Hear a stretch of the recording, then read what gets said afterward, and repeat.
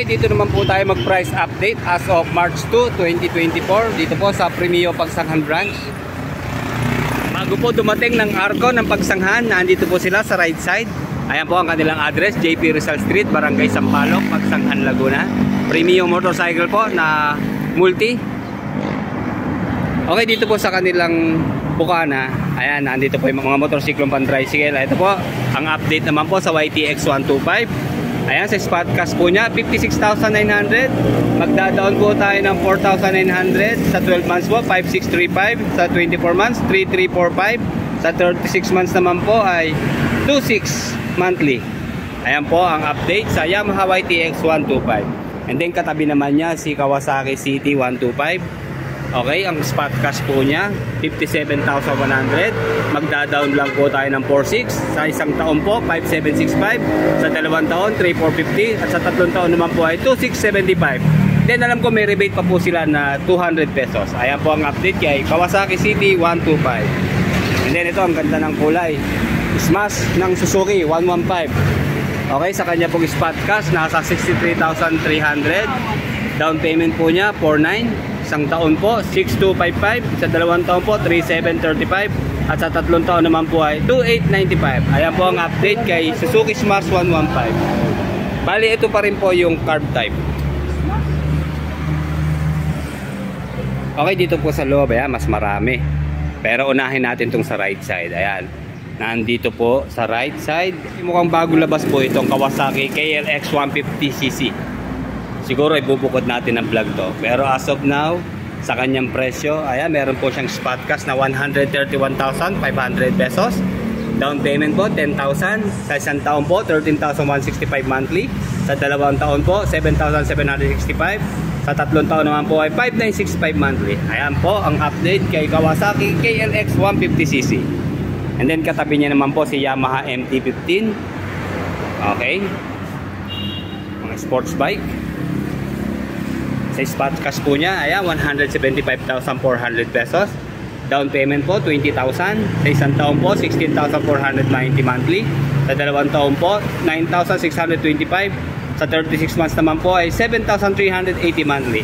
Ayan po ang bagong presyo ng Yamaha MT-15. Okay, katabi niya po itong Sniper 155 standard version. Okay, ito po yung kulay gray na matagal na rin po itong nai-release.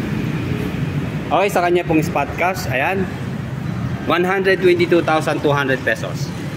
And then sa down payment po niya 10K. Sa isang taon po 12,110.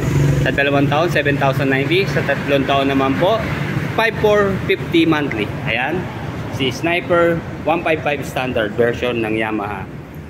And then ito pa po yung isa, Sniper 155R. Ito po yung naka keyless na ang kanyang ignition. Okay, sa spot cash po nitong 155R ng Sniper, 127,700. And then 10K din po ang kanyang down. Sa isang taon po 12,720. Sa dalawang taon 7,445. Sa 36 months 5,720. Nasa 5K lang po ang price difference ng Sniper 155 sa Sniper 155R. Okay, syempre yung standard version ng Aerox, ito medyo bumaba siya. Nasa 122,100 na lang po ang kanyang cash price. Down payment po niya hindi nagbabago, 10K. Sa isang taon po 11,980. Sa dalawang taon 7,015. At sa 36 months po ay 5,395. And then may rebate pa na 200. So lalabas po 5,195 na lang po ang kanyang monthly installment. Ayan po ang update kay Mio Aerox 155 standard version. And then ito po, mayroong dalawang kulay ng Mio Aerox S. So pag may S, alam naman natin meron niyang stop and start system. Okay, sa presyo po ng Mio Aerox S, nasa 142,100 po ang kanyang spot cash. Ito po ay naka-ABS na rin sa kanyang front. And then sa down payment po niya 12,000. Sa isang taon po 13,885. Sa 24 months po 8,120. At sa 36 months naman po 6,235. Okay, ayan po ang update kay Yamaha Mio Aerox S 155cc. Okay, ito standard version po itong combined color ng glossy blue at saka ng matte blue. Then dito na tayo sa mga legendary na NMAX. Iba't ibang kulay po ang nandito. Unahin lang natin sa kulay matte black. glossy blue, petrol green, and then prestige silver. And then dito po sa presyo ng NMAX ABS, ayan, sa spot cash po 152,200. Down payment po niya mataas ng konti sa Aerox, 15k po sa down payment. Sa isang taon po 14,715, sa dalawang taon 8,595, at sa 36 months naman po 6,600 monthly. Okay, ayan po ang NMAX 155 ABS version.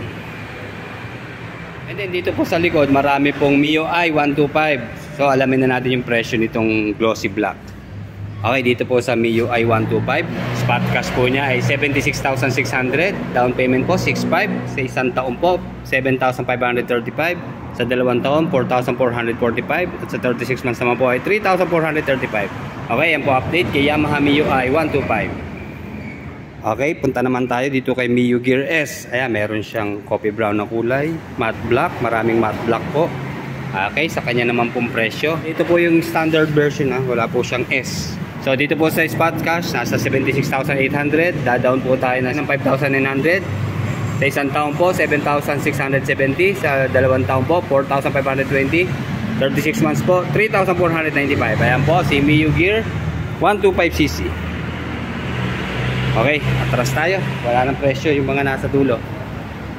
Okay, dito naman tayo sa pangalawang lane. Okay, puntahan natin itong kanilang PCX ng Honda. Okay, nandito po yung ABS version ng PCX. So ayan, sa kanya naman pong presyo as of March 2, 2024. Spot cash 144,500, down payment po niya 12,000. Sa isang taon po 14,200 monthly, sa dalawang taon 8,365, at sa tatlong taon naman po 6,425 monthly. Ayan po ang update kay Honda PCX 160. Okay, ang daming stock po dito. Marami rin ho silang YTX 125. And then alamin natin yung presyo. Sa bagay, nakuha na natin yung presyo po ng YTX. Ano po? Sundan po natin dito sa pan-tricycle. Dito sa dulo, Kawasaki Barako 2. Ayan. Dito po sa Kawasaki Barako 2, meron po siyang spot cash na 94,000. Then down payment 6,900. Sa isang taon po 9,465, sa dalawang taon 5,605, at sa tatlong taon naman po ay 4,320 monthly. Ayan po ang update kay Kawasaki Barako 2. Ito pong Barako 2, ito na po yung merong electric starter. Ayan, bukod sa kanyang kickstart. Wala akong presyo dito yung kanilang mga Honda Beat. So dito tayo uli sa bilang lane. Ayan, pasyal lang po kayo dito. Marami kayong pagpipilian. Siyempre, puro branded po ang motorsiklo ng Premio. Okay, dito naman po sa CBS version ng Honda PCX na kulay white. Update po sa kanyang presyo. Ngayon po ay nasa 129,700 sa kanyang spot cash. 12,000 din po ang kanyang down payment. Sa monthly installment po, 12,655. 24 months, 7,465. And then sa 36 months naman po, 5,735 monthly. Ayan po ang Honda PCX 160. And then of course yung Honda Click 160 naman, i-update din natin. Meron po ditong kulay matte red. Okay, sa spot cash po, ito po yung naunang version, hindi po ito yung latest. Okay, dito po sa spot cash 119,000. And then down payment po 10,900. Sa 12 months po 11,585. Sa 24 months naman po 6,840. And then sa 36 months po 5,260. Ayan po si Honda Click 160. And then katabi po niya, ito meron pa ritong XRM 125. Ito yung paborito kong kulay gray. Then combine po sa color na neon green. Okay, nakamags na po siya. Malamang ito po yung motard. Okay, sa spot cash po 74,900. Down po tayo ng 7,900. Sa 12 months naman po 7,350. Sa 24 months, 4,370. At sa 36 months naman po, 3,380 monthly. Ayan, ang update po kay XRM 125 na motard. And then dito po yung smash na Suzuki. Bagay, nakuha na natin yung presyo sa labas kanina. Okay, ito ho. Dito tayo sa mga Suzuki Raider 150R. Ito po yung carb type. Ayan, pag malaki ang headlight, carb type po yan. Meron po ditong kulay glossy black. And then sa spot cash po, 103,900. Down payment po niya 8,500. Sa isang taon po 10,200. Sa dalawang taon naman po 6,035. At sa tatlong taon po 4,645 monthly. Ayan, ang update po kay Raider 150R carb type. Okay, katabi niya po si Suzuki Bergman Street. Hindi po ito yung EX. Ito po yung size 10 pa rin po ang gulong sa likod. So ayan po yung kanyang kulay, matte black. Okay, presyo po ng Bergman Street 125. Sa spot cash po 82,100. Down po tayo ng 7,900 sa installment. Sa isang taon po 7,965. Sa dalawang taon 4,730. Sa 36 months naman po 3,650 monthly. Ayan ang update po kay Bergman Street 125. Okay, punta na tayo doon sa pinakaharap at naisa-isa na natin dito sa likod. Okay, dito po sa harap. Okay, nakuha na naman natin yung Mio Gear, di ba, sa likod. And then ito yung Mio Gear S. Ito i-update natin si Mio Gear S. Ito po yung may stop and start system.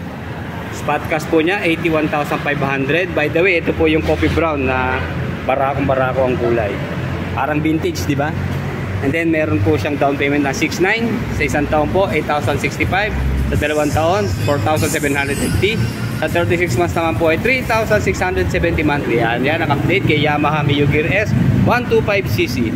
And then of course yung kuya niya nandito rin si Mio Gravis version 2 na meron ding stop and start system. Okay, sa spot cash po ng Mio Gravis version 2 92,400. Dadown po tayo ng 7,900. Sa isang taon po 9,070. Dalawang taon 5,330.